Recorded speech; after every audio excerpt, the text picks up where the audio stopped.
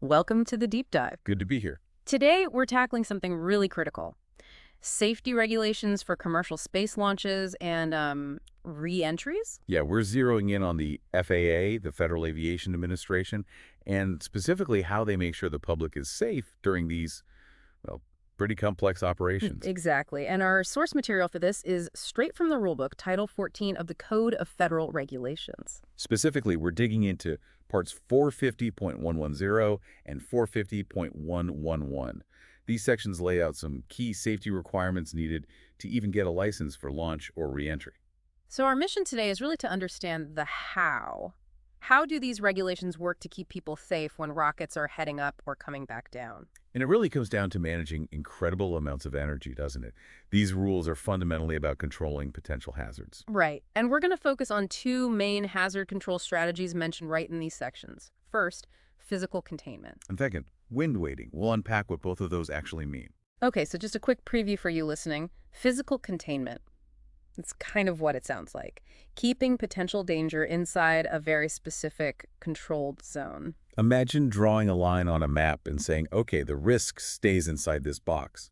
It's obviously more complex, but that's the core idea. And then there's wind weighting, which sounds, well, fascinating. It's a technique mainly for unguided suborbital rockets. Yeah, it's about actually adjusting how you aim the rocket just before launch to compensate for the wind at that exact time. So if you've ever watched a launch, maybe seen one relatively close to a town and thought, how is this actually safe? Or, wondered how they deal with something as unpredictable as the wind when launching something so powerful. Then this deep dive should shed some light. We're really getting into the mechanics of that safety framework. Let's start with physical containment then, section 450.110. Okay. So the regulation says this strategy can apply to the flight of a launch or re-entry vehicle, or even just a specific phase of the flight. Right. It's presented as one way an operator can meet the broader safety criteria the FAA demands. It's a fundamental tool in their safety toolbox. So if an operator chooses this route, what do they actually have to do? Well, several key things. First, they need to develop what's called a flight hazard area. Okay, a defined zone. Exactly. And crucially, the reg points to another section, section 450.133, for the how. It's not just drawing a circle on a map. So there's a whole other detailed procedure just for defining that hazard area properly. Precisely. It implies specific calculations, risk modeling, a standardized methodology. The FAA wants to see the math. Got it. And then the really big piece seems to be this. The operator has to demonstrate something. Yes.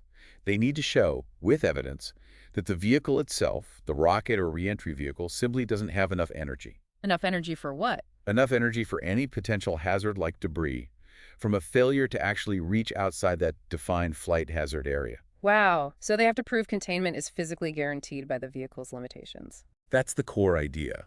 It's a tough burden of proof, requiring detailed analysis of the vehicle's potential failure modes and energy states. And this demonstration, this proof, that's part of the license application. Absolutely. It's a central piece of evidence they submit to the FAA. Okay, so they define the area using specific methods, prove the danger stays inside. What else? They also have the responsibility to make sure that hazard area is clear. Clear of people, obviously. Yes, clear of the public, and also clear of what the regulations call critical assets. Critical assets, like what? Important infrastructure. Exactly. Could be power plants, key communication nodes, major roads, pipelines, anything essential that could be significantly disrupted or damaged. Okay. And how do they ensure it's clear? Do they just put up signs? Well, the regs mention needing potential additional mitigation measures. Yeah. So yeah, maybe signs, but likely more active things too. Like access control roadblocks, security patrols, maybe temporary airspace restrictions for aircraft. And it also mentions wind placards. What might that be? That sounds like maybe within the larger cleared zone, they might put up specific temporary warnings based on the current wind, indicating a direction where risk might be slightly elevated, even if still contained overall, an extra layer of caution. So it's quite proactive. They need a plan submitted beforehand detailing how they'll clear and control the area. Yes, the application needs a description of their methods for clearing the public and assets. It's about practical procedures, not just theory. So for you listening, if you want the quick takeaway on physical containment, it's about defining a box, proving the danger stays in the box based on the vehicle's energy, and then actively keeping people and important stuff out of that box. Pretty much. A localized, boundary-focused safety strategy. Okay, let's switch gears then. Wind weighting. Section 450.111. Right. And the first key thing here is applicability. This one is specifically for the flight of unguided suborbital launch vehicles. That's a critical distinction. So not the big orbital rockets with complex guidance systems. Exactly. Think sounding rockets, maybe some of the smaller tourism-focused vehicles, rockets that essentially fly ballistically after their modal burns out without active steering during ascent. And because they're unguided in that sense, wind becomes a much bigger factor in where they actually go, right? Precisely, which is why this strategy exists. The regulation says if you're using wind weighting, your launch system needs a wind weighting safety system. Okay, what does that system have to do? It means the launcher setting's the azimuth. That's the horizontal direction. Like aiming it left or right? Yeah. And the elevation, the upward angle. How high they point it? Both of those must be adjusted or wind weighted right before flight. Adjusted based on what? Based on the wind conditions measured at that time. The whole point is to compensate for the wind's effect. So if the rocket's actual impact point, or any debris if something goes wrong, still lands within safe, pre-approved zones. So you're deliberately aiming slightly off the target point on a calm day to account for how the wind will push the rocket. That's exactly it. It's a real-time compensation. And the rules also say the settings have to prevent the rocket flying in unintended directions, considering uncertainties. Right. It's not just the measured wind.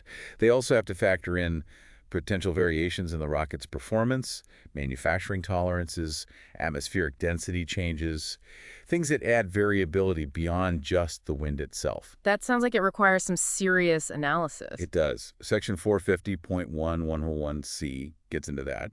Operators need to establish flight commit criteria. Gonna go rules. Exactly. Yeah. Based on the conditions, including the wind, and safety rules that manage public risk, considering both normal flight and potential malfunctions. So again, planning for things going wrong, not just right.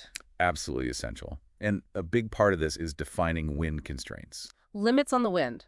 Like if it's too windy, you just can't launch using this method. Correct. There will be defined upper limits on wind speed, maybe limits on wind shear at different altitudes, beyond which a launch simply isn't permitted under this strategy. Okay. And the core of it is the wind weighting analysis itself. Yes.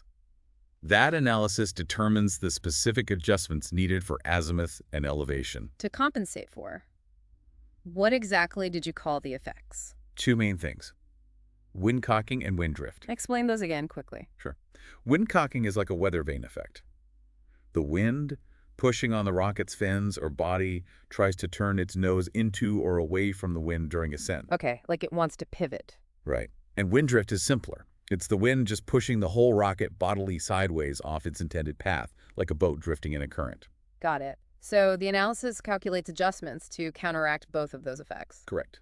And there's one more fundamental requirement mentioned: stability. Yes. The unguided rocket has to be inherently stable. Throughout each powered flight stage, in all its configurations, if the rocket itself is unstable, tumbling unpredictably, then trying to precisely predict and compensate for wind becomes almost impossible. That makes complete sense. It needs to fly straight first before you worry about the wind pushing it. Exactly. Now, the application requirements for this are also quite detailed. What do they need to show the FAA here? They need to describe their analysis methods. How do they actually do the wind weighting calculation? And that includes how they get the wind data, right? Yes. Critically, how and when they determine wind speed and direction at different altitudes. Yeah. This isn't just ground wind. Needs a profile up through the atmosphere. Absolutely. Using weather balloons, radar, LiDAR, sophisticated methods to get data layers right before launch. Timeliness is key. And they need to describe the whole system, the hardware, software. Yep.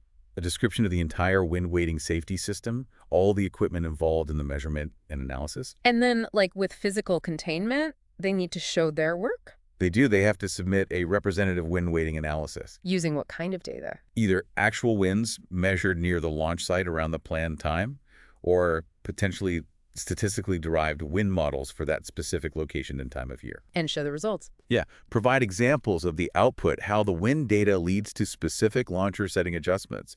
Prove the system works in practice. So if you're looking for that aha moment, wind weighting really shows how Well, how science and engineering directly tackle environmental variables in these high-tech operations. It really does.